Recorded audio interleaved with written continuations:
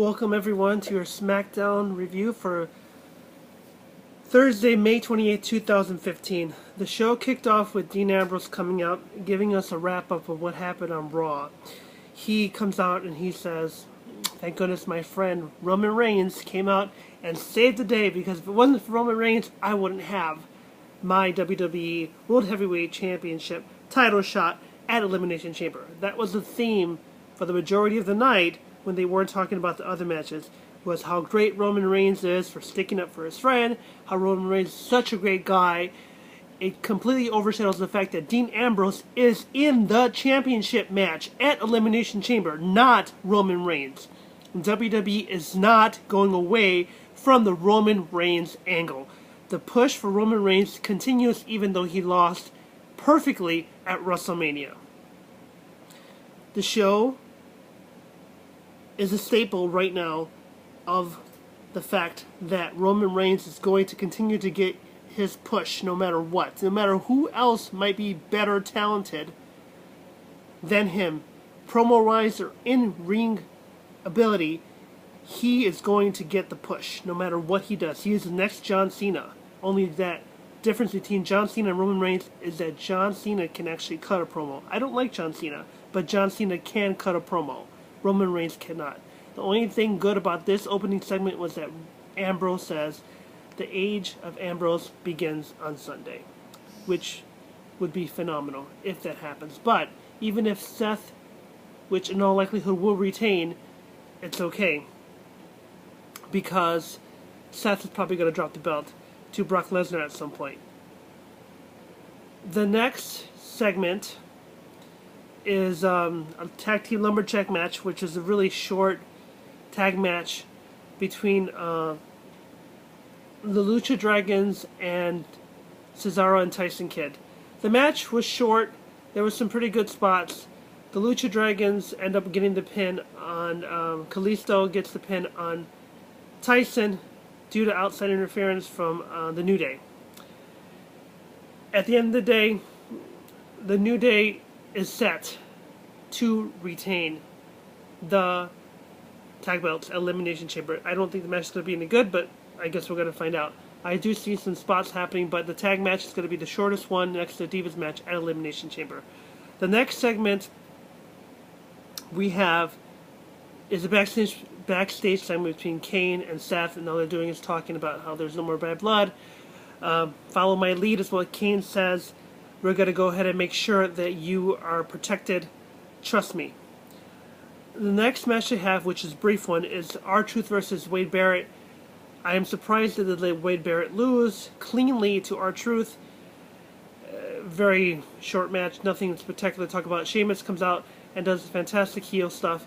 He gives both of them a bro kick and a prerequisite of predetermination of what's going to happen on Sunday is, I believe, Sheamus will walk out champion because he's going to be in the Teenage Mutant Ninja Turtles movie alongside Stephen Amell.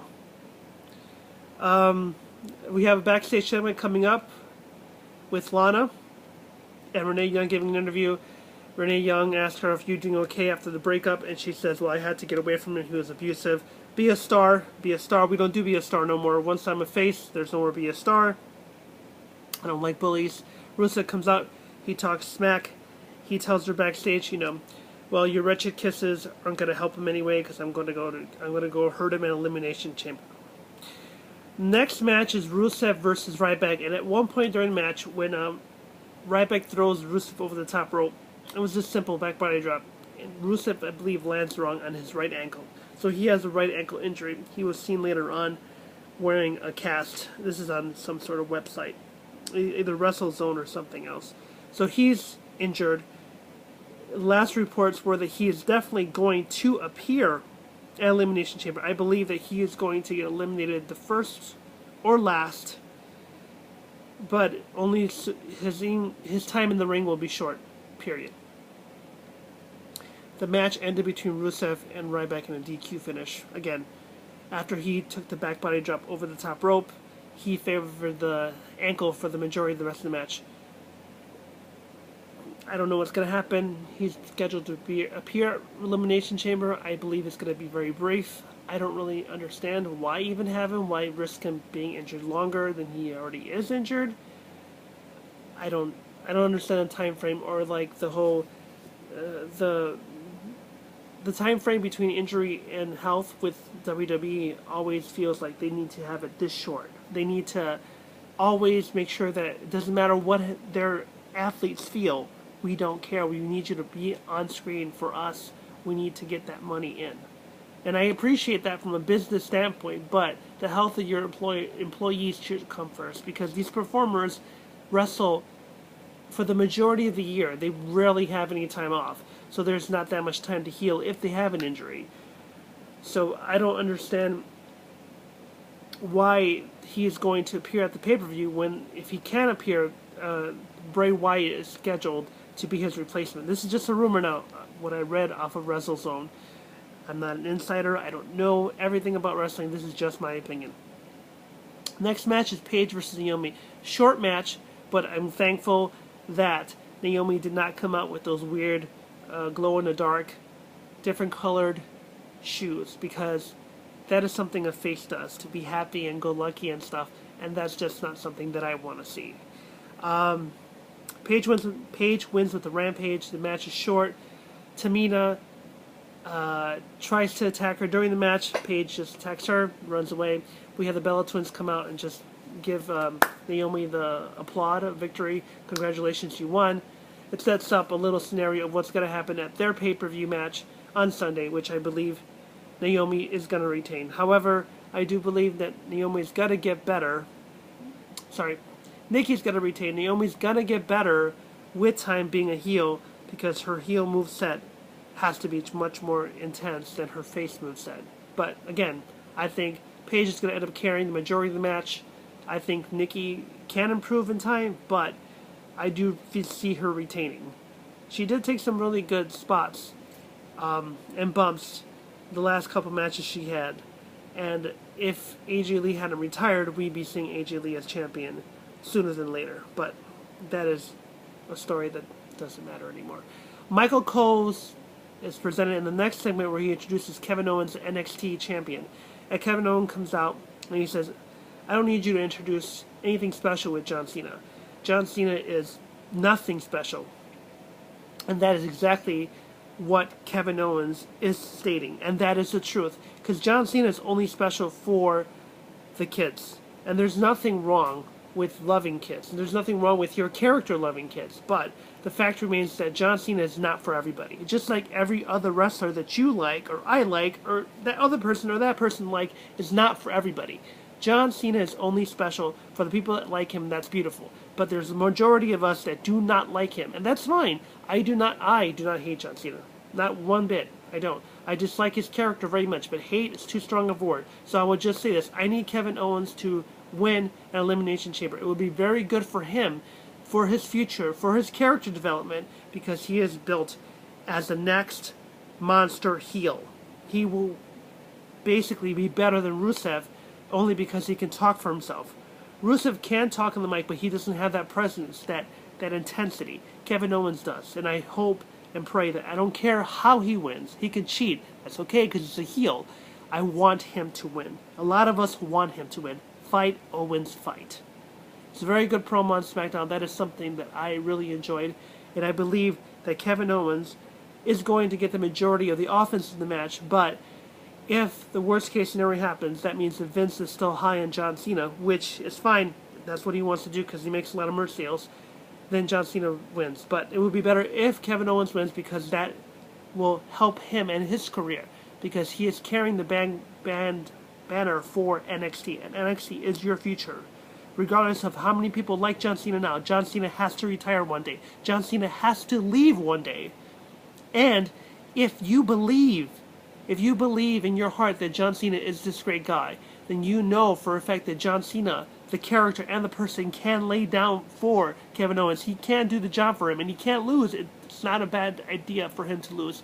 John Cena can lose, and there's nothing wrong with John Cena losing, because John Cena is still going to be the WWE United States Champion, and John Cena can have that belt until he retires. I don't care. Kevin Owens needs to win. It's good for his career. It's good for his character development. That's all I have to say. the best part of the promo was that he says he's been in the business for 15 years. That's what Kevin Owens says, longer than John Cena. And he also says John Cena has 57 variety of terrible T-shirts and 100 ways to suck. Now, that means to me that the heel person that Kevin Owens represents, it's something just special. There has to be something special when we're talking about heels and faces. They have to represent what you really want. And John Cena, to me, as a face, is not really what I really want. I like the underdog faces, the ones that try really hard, the ones that can cut a promo, the ones that just feel like I could be that person. I could never ever be a John Cena because I don't want to have that kind of attitude about like, no one can beat me, no one can beat me. But that doesn't make you humble, that just makes you pompous, in my opinion. Again, I don't hate John Cena, I dislike him. And there's nothing wrong with his character, but there comes a time and a place where every single character has to leave, evolve, or change. John Cena's never going to go heel, and that's fine. But at the end of the day, John Cena should not win against Kevin Owens. The final segment is the tag match between Ambrose and Rollins versus Seth and Kane. In the beginning of the match, when they're introducing Ambrose and Reigns, the announcers are still constantly saying, oh my gosh, if it wasn't for beautiful, fantastic Reigns, if it wasn't for him, Ambrose wouldn't have his opportunity. What a great guy he is. Enough. Please. I'm begging you, WWE. Please. The whole Roman Reigns thing has to come naturally. If you really want me or someone else to like Roman Reigns, make him a heel. Make him a monster heel. Have him turn against Ambrose. And then have the Authority betray Roman Reigns, and then you automatically make him a monster face again. You make him a top face. But he has to become a heel now, or top heel on his own. He has to turn his back and stab Ambrose in the back. Period. I'm so excited about Elimination Chamber, I can't even, word things properly. The match was okay.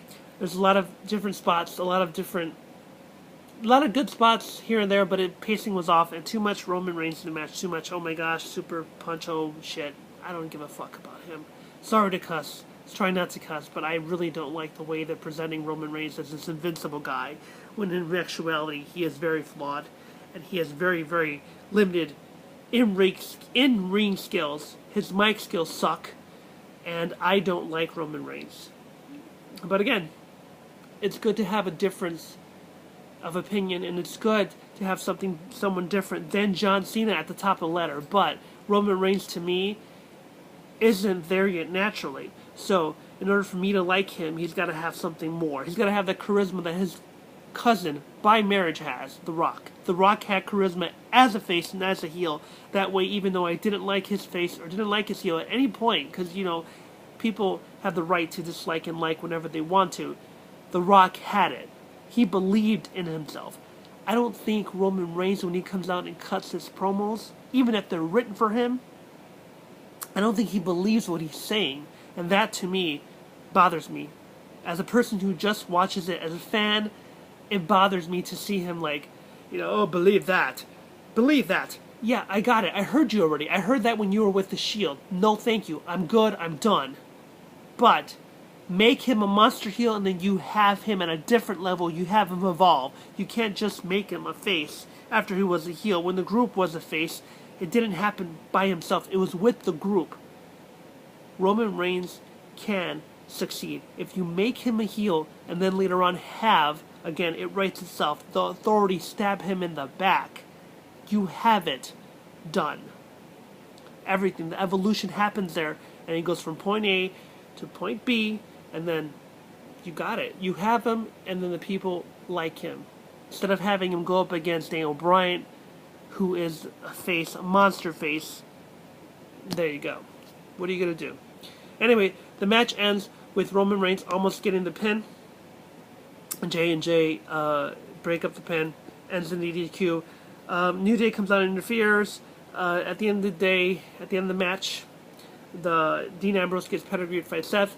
Seth is standing tall, but I did not like Ambrose getting the short end of the stick at the match. It should have been Ambrose getting the majority of the action towards the end and showing dominance against Seth, because Ambrose, not Roman Reigns, is facing the WWE World Heavyweight Champion Seth Rollins at WWE Elimination Chamber. Well, that's it for my SmackDown review. Thank you so much for watching. Please comment, subscribe, hit the like button, and again, I hope that you enjoy the WWE Elimination Chamber, and I will be back Sunday or early Monday morning with my WWE Elimination Chamber review. Thanks again for watching, and have a great one, everybody.